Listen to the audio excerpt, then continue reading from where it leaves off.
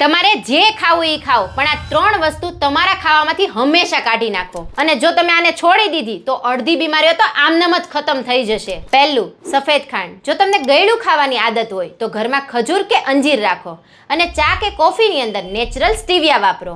બીજું, refined oil. આ તેલ એટલા બધા કેમિકલ હારે પ્રોસેસ થાય છે કે જે તમારા શરીરના દરેક સેલને ડેમેજ કરી શકે છે. આજે જ તમારા કિચનમાં આપણા ટ્રેડિશનલ તેલ પાછા લાવો, જેમ કે કચ્છી ઘાણીનું સરસિયું, દેશી ગાયનું ઘી અથવા તો કોલ્ડ પ્રેસ નારિયેળ તેલ. આ તમારા હૃદય અને સાંધા બંને માટે બેસ્ટ છે. ત્રીજું, પ્રોસેસ ફૂડ.